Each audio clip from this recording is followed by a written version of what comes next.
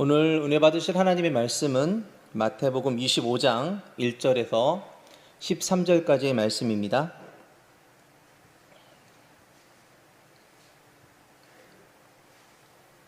마태복음 25장 1절에서 13절까지의 말씀을 한 목소리로 합독하도록 하겠습니다. 그때 천국은 마치 등을 들고 신랑을 맞으란 열 처녀와 같다 하리니 그 중에 다섯은 미련하고 다섯은 슬기 있는 자라. 미련한 자들이 등을 가지되 기름을 가지지 아니하고 슬기 있는 자들은 그릇에 기름을 담아 등과 함께 가져갔더니 신랑이 더디옴으로 다 졸며 잘세.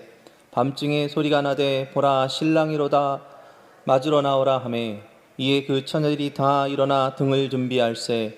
미련한 자들이 슬기 있는 자에게 이르되 우리 등불이 꺼져가니 너희 기름을 좀 나눠달라 하거늘 슬기 있는 자들이 대답하여 이르되 우리와 너희가 쓰기가 다 부족할까 하노니 차라리 파는 자들에게 가서 너희 쓸 것을 사라 하니 그들이 사라 간 사이에 신랑이 오므로 준비하였던 자들은 함께 혼인잔치에 들어가고 문은 닫힌지라. 그 후에 남은 처녀들이 와서 이르되 주여 주여 우리에게 열어주소서. 대답하여 이르되 진실로 너희에게 이르노니 내가 너희를 알지 못하였노라 하였느니라. 그런즉 깨어있으라. 너희는 그날과 그때를 알지 못하느니라. 아멘. 우리 성도님들 코로나로 인해 많이 힘드시죠? 그런데 우리가 좀 한 가지 생각해야 될 것은 우리가 많이 움직이지 못하고 여러 가지 활동을 못하다 보니까 집에서 제일 많이 만나는 분 계시죠? 그리고 사무실에서 가장 많이 보는 사람들이 있고요. 어떻게 보면 우리가 사람에게 좀 민감한 것 같아요. 그 사람의 말 한마디 행동 하나가 계속해서 부닥치니까 민감할 수밖에 없어요. 그런데 민감하기만 하면 좋은데 말이 한 번씩 나오게 되고 단점이 보이기 시작하는 것이죠. 그러다 보면 감정랑 싸움이 생기고 싸우게 되어 있습니다. 그러나 여러분, 이러한 시기에는 오히려 사람에게 민감한 것보다는 하나님께 더 민감하시길 바랍니다. 아멘. 사실 우리가 받는 이 스트레스와 그 부담감을 왜 우리 사랑하는 가족과 우리 같이 동역하는 사람에게 그것들을 우리가 풀어야 됩니까? 그렇지 않습니까, 여러분? 오히려 우리는 이럴 때일수록 더욱더 주의 얼굴을 구하고 주님께 집중하고 주의 말씀 읽고 기도하고 또 시간이 되고 움직이지 않는다면 금식하며 하나님의 뜻을 기다리는 우리 순복음 도봉교회 성도 되시기를 예수님께서 축원합니다. 우리 주님이 그러신 것 같아요. 주님은요 100가지 중에서 딱 한 가지만 잘하면 그 잘하는 것 하나로 칭찬하시는 분 같아요. 그러나 이 마귀 원수 사단은 99가지 잘하고 딱 한 가지만 못하면 그거 하나로 비방하고 참소하고 끝까지 꼬리 물고 귀찮게 하고 괴롭게 만듭니다. 여러분, 어떤 성품을 닮아야 되겠습니까? 우리 주님의 성품을 닮으시기를 예수님께서 축원합니다. 그것이 우리 코로나 이 시기에 우리가 정말 해야 될 일이에요. 그래서 더욱 더 우리가 예수 그리스도를 바라보는 우리 심령들 되시기를 예수님께서 축원합니다. 여러분 성도님들, 이 코로나 시즌에 주님이 여러분에게 어떤 마음을 주시나요? 그냥 매일매일 뉴스에 코로나 방역 몇 단계다, 오늘은 몇백 명이다 카운터만 하고 계시나요? 분명히 그런 가운데에도, 이 코로나 시즌 가운데도 하나님이 역사하고 있다는 것을 절대로 잃어버리면 되면 안 됩니다, 여러분.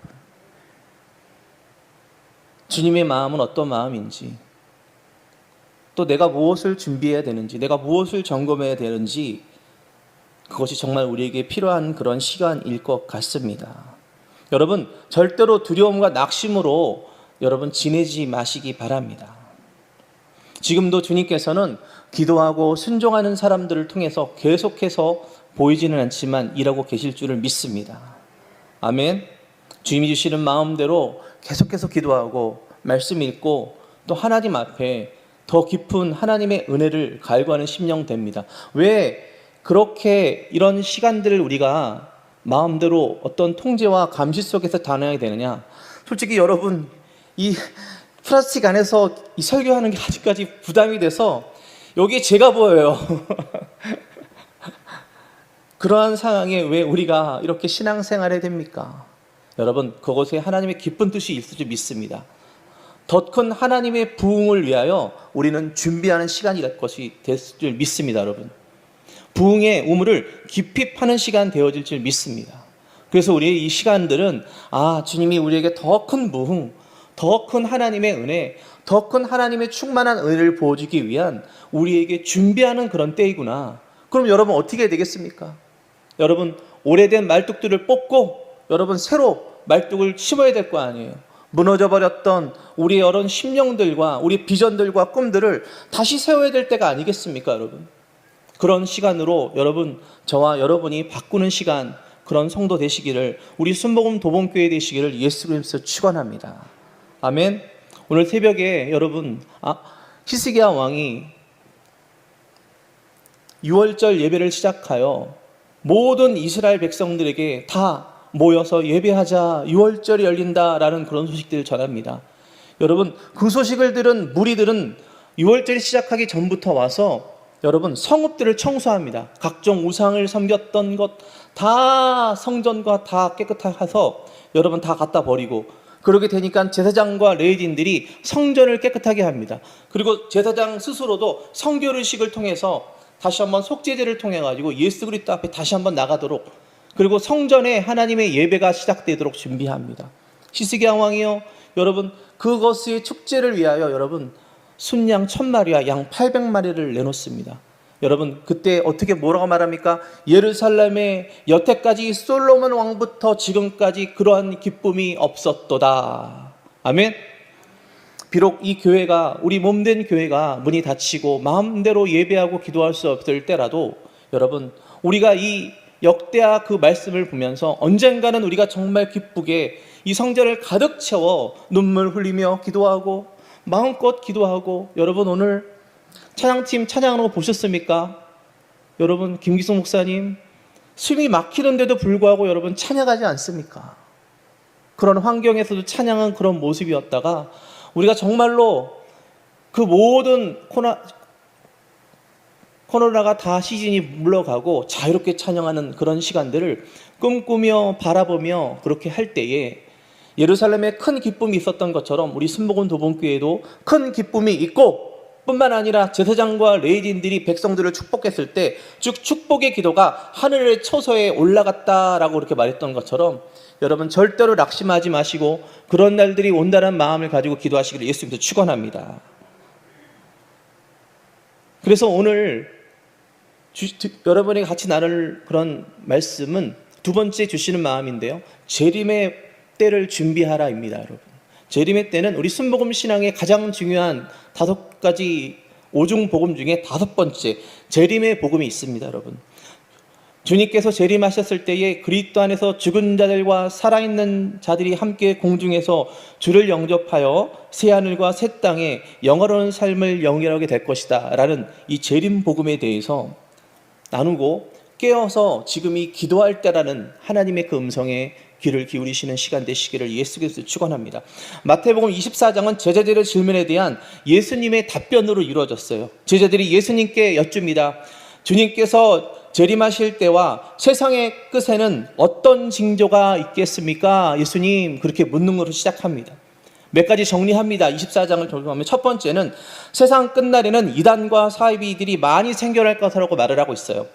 4절 5절에 보니까 25장 마태복음, 예수께서 대답하여 이르시되 너희가 사람의 미혹을 받지 않게 주의하라. 많은 사람이 내 이름으로 와서 이르르니 나는 그리스도라 하여 많은 사람이 미혹하리라. 두 번째는 세상 끝에는 전쟁과 기근과 지진 등이 빈번하게 일어날 것이라고 말하고 있어요. 여러분, 재난의 시작은, 전염병은 24장에 나오지도 않았습니다. 그러면 앞으로 이런 24장의 말씀을 통해서 그것들을 보면 하나님의 징조를 보겠죠. 그래서 24장 7절에 보니까 민족이 민족을, 나라가 나라를 대적하여 일어나겠고 곳곳에 기근과 기근이 지진이 있으리니. 세 번째는 말세에는 사람들이 돈을 사랑하고 이웃사랑이 식어지는 등 인간성 파괴, 도덕적인 파괴들이 많이 일어난다고 하고 있습니다. 여러분이 듣고 보고 알고 있는 바예요. 여러분이 뉴스와 신문을 통해서 이미 알고 있는 바라는 거예요. 그러나 이런 징조들이 있다고 해서 곧바로 주님의 재림과 세상의 종말이 있는 것은 아니라는 것입니다. 그렇기 때문에 우리에게 너무나 큰 복음이죠. 왜? 준비할 수 있고 우리가 돌이킬 수 있고 회개할 수 있으니까. 그렇죠? 예수님이 세상의 종말과 복음 전파를 연관 지었는데, 즉 세계복음화가 이루어지지 않으면 재림이 늦을 수밖에 없다는 것입니다. 그래서 우리가 세계 선교에 적극적으로 동참해야 할 필요가 있습니다. 이 코로나가 종식되면 다시 한번 우리 순복음 도봉교회가 선교에 관심을 둬야 될 이유인 것입니다. 마태복음 24장 14절에 보니까 이 천국 복음이 모든 백성에게 모든 민족에게 증거되기 위하여 온 세상에 전파되리니 그때야 끝이 오리라 라고 말을 하고 있습니다. 그런데 다섯 번째, 예수님의 종말에 대하여 말씀하시면서 우리가 명심해야 할 두 가지 덧붙였는데, 자, 그거의 하나는 재림의 방식에 대하여 거짓 선지자들에게 속지 말라는 것입니다. 예수님의 재림은 초림 때와 달리 한 나라와 한 지방에 비밀스럽게 오지 않고 누구나 다 할 수 있는 공개적인 방법으로 오신다는 점입니다. 마태복음 24장 26, 27절 말씀입니다. 그러므로 사람들이 너희에게 말하되 보라 그리스도가 광야에 있다 하여도 나가지 말고 보라 골방에 있다 하여도 믿지 말라. 번개가 동편에서 나서 서편에서 뼈쩍인 같이 인자의 임함도 그러하리라.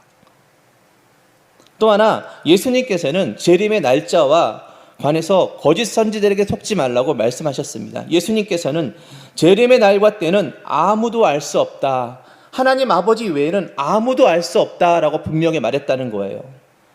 마가복음 13장 22절 말씀, 32절 말씀 보니까 그러나 그날과 그때는 아무도 모르라니 하늘에 있는 천사들도 아들도 모르고 아버지만 아시느니라. 아멘. 자, 그래서 이 마태복음 25장, 오늘 읽었던 이 본문의 말씀은 사실 마태복음 24장의 연장성설에 있어요. 올리브 산의 설교라고 그래요. 그래서 24장, 25장이 사실은 지금은 구별되어 있지만 사실 붙어 있는 말씀인 것입니다. 주님의 재림을 기다리는 성도, 저와 여러분들이 어떻게 삶을 살아야 되는지 우리에게 가르치고 있는 것입니다. 오늘 읽은 본문은 열 처녀의 비유에 대한 이야기입니다. 열 처녀가 저마다 등불을 들고 신랑을 맞으러 나갔습니다. 이 열 처는 신부의 친구들인 것 같아요. 들러리라고 그러죠. 이스라엘에서는 신랑이 밤에 신부에 옵니다. 신부를 데리러 옵니다. 열 처녀 중에 다섯은 어리석고 다섯은 슬기로웠다고 합니다. 이 어리석은 처녀는 등불은 가지고 있었지만 기름을 준비하지 않았다라고 말하고 있어요. 내용물과 실제를 준비하지 못했다는 거예요. 신앙의 겉모습만 신경 쓰고 실제적으로 필요한 준비를 하지 못했다는 거예요. 여러분, 우리는 조금만 시간을 내고 조금만 신경을 쓰면 실제적인 것, 내용물들을 분명히 준비할 수 있는데도 불구하고 여러분, 우리가 게으르고 핑계를 댄다는 것입니다. 여러분을 위해서 우리 순복음 도봉교회가 있지 않습니까? 예배 드릴 수 있고 기도할 수 있고 말씀을 드릴 수 있고, 그렇죠? 또 공동체가 있지 않습니까, 여러분? 그냥 순복음 도봉교회 교적 등록만 하고 교회 다닌다고 생각하지 마시고 교회의 머리 대신 예수 그리스도와 동행하며 예배하고 기도하고 충성하고 헌신하고 감사하는 삶들의 열매를 맺는 삶들을 살아가시기를 바랍니다. 그러나 슬기로운 처녀들은 등불과 함께 충분한 양의 기름을 준비했습니다. 오늘 이 밤에 온라인으로 오프라인으로 드리는 우리 사랑하는 성도님들이 오늘 기름을 준비하는 슬기로운 다섯 처녀 되시기 바랍니다. 오늘 여러분 다 한 사람씩 기름통에 가득하게 들고 와서 가득하게 채우고 돌아가는 그런 시간 되시기를 예수님께서 축원합니다. 신랑이 늦어지자 한 명, 두 명씩 졸기 시작합니다. 나중에는 10명이 다 졸다가 잠이 들었습니다. 그러나 여러분, 잠이 많으신 분들 걱정하지 마시기 바랍니다. 잠이 많아도 주님이 깨워서서 구원해 나가실 줄 믿습니다. 여기서는 육신의 힘을 말하는 것은 아닙니다. 한밤중에 신랑이 도착했다가 소리가 들려왔어요. 슬기로운 다섯 처녀들은 준비하고 있다가 신랑과 함께 혼인잔치에 들어갔고 기름이 없어 등불이 꺼지자 기름을 사러 밖에 나갔다 돌아온 미련한 처녀들은 결국에는 혼인잔치에 들어가지 못했습니다. 나중에 와서 주님께 주여 주여 열어주소서 막 두드립니다, 여러분. 그러나 아무 소용이 없었습니다. 내가 진정 너희에게 말한다. 나는 너희를 알지 못한다. 신랑이 대답했던 거예요. 참으로 너무나 안타까운 장면입니다, 여러분. 제가 여러분 초등학교 5학년 때 친구 장윤창이라는 친구가 있었습니다. 근데 어느 날 윤창이가 생일이라는 소리를 들었어요. 저는 생일이라고 하면 막 잡채도 있고 케이크도 있고, 야, 오늘 맛있는 거 먹겠구나라는 마음을 막 쾌재를 불렀죠. 근데 아침이 지나고 점심이 지나도 저녁이 지나도 다른 친구들은 다 부르는데 병수야 너 와라 라는 소리를 안 하는 거예요. 그래서 낙심하는 그런 시간이었는데, 근데 모든 시간이 끝나고 난 다음에 제가 이 말씀을 드리면서 내가 장윤창이라는 애는 아는데 근데 걔가 나를 모르겠구나라는 생각이 드는 거예요. 왜냐하면 내가 가만히 보니까 걔랑 내가 떡볶이를 먹은 적도 없고 뭐 축구를 같이 하거나 뭐 같이 공부를 했었던 거 없었던 거예요. 그냥 내가 이름은 알았지만 윤창이랑 같이 친밀하게 교제하거나 놀지 않았기 때문에 윤창이 보기에는 병수 너 같은 반이지? 그런데 내가 너를 생일에 너를 부른 만큼 친밀하지 않아 라는 그런 마음이 들었습니다. 그래서 그런 마음이 들었어요. 이 말씀처럼 미리미리 친해 놀 걸, 미리미리 놀 걸, 미리미리 좀 친하게 할 걸이라는 말을 좀 들었습니다. 오늘 그 말씀입니다, 여러분. 우리도 우리는 예수님을 안다고 148시간 동안 8시간 중에 1시간만 하는 예배 드리고 신앙생활 한다고 하지만 주님이 우리를 도대체 내가 너를 잘 모르겠네. 그래 네가 가끔 와가지고 뭐 예배를 드린 것 같기는 한데 라고 하면 안 된다는 말을 하고 있는 것입니다, 여러분. 이 이야기의 핵심은 두 가지입니다. 신랑이 생각보다 늦게 온 것처럼 주님이 재림이 생각보다 늦어질 수도 있다는 거고요. 마태복음 25장 5절에 보세요. 신랑이 더디옴으로 다 졸며 잘세. 주님께서 2000년 전에 내가 곧 오리라 하셨는데 2000년이 지났는데 아직까지 안 오셨잖아요. 그런 것처럼 또 하나는 핵심은 포인트는 슬기로운 5 처녀들이 충분한 기름을 준비하였듯이 성도들은 항상 성령 충만하여 주의 재림을 준비하고 있어야 된다는 것입니다. 가끔씩 하는 게 아니라 매일매일 준비를 하고 있어야 된다는 것입니다. 그렇다면 왜 주님의 재림이 늦어질까? 곧 오신다고 하셨는데 아직 오시지 않았습니다. 약속이 취소됐나? 주님께서 우리를 서프라이즈 하기 위해서 일부러 그러셨나? 아닙니다, 여러분. 여기에 하나님의 사랑 때문입니다. 베드로후서 3장 8절 9절 말씀 보면 사랑하는 자들아 주께는 하루가 1000년 같고 1000년이 하루 같다는 이 한 가지를 잊지 말아라. 주의 약속은 어떤 이 더디다고 생각하는 것 같이 더딘 것이 아니라 오직 주께서는 너희에 대하여 오래 참으사 아무도 멸망하지 아니하고 다 회개하여 이르기를 원하시느니라. 하나님께서 하시는 일은 때때로는 인간의 능력으로 이해할 수 없을 때가 참 많습니다. 그래서 주님의 재림은 늦어질 수도 있고 빨라질 수도 있는 것입니다. 뿐만 아니라 여러분 개인의 죽음도 늦춰질 수도 있고 생각보다 빨라질 수 있다는 것입니다. 주님께서 부르시면 언제든지 갈 준비하고 있어야 되는 것입니다. 우리 사랑하는 순복음 우리 도봉교회 성도님, 주님이 재림이 늦어지고 죽음에서 살리시며 우리 생이 계속해서 연장되어지는 거라면 하나님께서 우리의 회개의 기회를 주셔서 주님을 영접할 수 있는 기회를 주시는 것입니다. 그러기에 여러분 교구의 환우들과 여러분 성도들이 병원에 입원했고 큰 사고로 지금 응급에 있다면 반드시 신방을 가셔서 예수를 영접하시는 그런 은혜가 있기를 바랍니다. 그렇게 부탁드리겠습니다. 그래서 그들의 인생이 가치 있는 삶, 하나님의 나라와 의를 위하여 사는 삶, 몸된 교회를 위하여 사는 삶, 다른 사람들을 위해 생명을 주는 삶으로 살라는 하나님의 뜻이 달려있다는 것들을 반드시 알려주시기 바랍니다. 이 미래는 5 처녀와 슬기로운 5 처녀의 차이점은 딱 한 가지예요, 여러분. 신랑을 기다려 나올 때에 등불과 함께 기름을 준비하였는가 준비하지 않았는가가 차이뿐이에요. 이것은 주님의 재림을 기다릴 때 어떤 삶의 자세와 태도를 갖고 있어야 하는지도 우리에게 말해주고 있어요. 여기서 충만한 기름을 갖고 있다는 것은 성령이다, 영적인 삶으로 깨어있는 것이다 라고 말하지만 우리는 성령 충만이라고 말씀드리겠습니다. 신앙생활은 과거형이 없어요. 현재형입니다. 과거에 내가 뭐 했지 여러분 그것은 과거일 것입니다. 이전 것은 지나갔으니 보라 새 것이 되었다라고 말씀하셨던 것처럼 지금부터 하나님과 관계가 중요한 것을 우리에게 말해주고 있습니다. 지금 주님이 재림하시고 세상에 종말이 와도 지금 죽어도 기쁨으로 주님을 맞이할 수 있는 준비가 되었는지, 그것이 중요한 것입니다. 그런데 주님, 근데 목사님, 나 아직 준비 안 됐는데요. 좀만 기다려 주시면 안 돼요. 라고 하면 안 되는 것입니다. 그러면 영적으로 깨어있는 성령으로 충만한 성도의 특징은 무엇일까요? 첫 번째로, 성령 충만한 사람은 항상 감사와 기쁨과 찬성이 넘치는 삶을 산다는 것입니다. 어떤 좋은 일에 있을 때만 감사하고 또 기뻐하지 않습니다, 여러분. 비록 무화과 나무에 과실이 없고 포도나무에 열매가 없고 우리의 양이 없고 외양간에 송아지가 없어도 주로 인하여 기뻐하고 감사하는 삶을 분명히 살아갈 줄 믿습니다. 시련 속에서 그 시련이 오히려 내 신앙의 인격을 연단하고 성숙시키는 것을 알게 되는 사람입니다. 두 번째로는 영적으로 깨어있고 성령으로 충만한 사람은 기도하는 사람입니다. 기도하는 사람. 누가복음 21장 34절에서 36절에 보니까 너희는 스스로 조심하라. 그렇지 않으면 방탕함과 술 취함과 생활의 염려로 마음이 둔하여지고 뜻밖의 그날이 덫과 같이 너에게 임하리라. 이날은 온 지구상에 거하는 모든 사람에게 임하리라. 그러므로 너희는 장차 올 이 일을 위하여 능히 피하고 인자 앞에 서도록 항상 기도하며 깨어 있으라 하시니라. 여러분, 생활의 염려라는 것이 그냥 우리는 세상살이를 생각할 수 있지 않아요, 목사님? 그렇지만 분명히 여기에서는 방탕함과 술 취함과 생활의 염려로 덫에 걸릴 수 있다라고 분명히 우리에게 말하고 있다는 것입니다.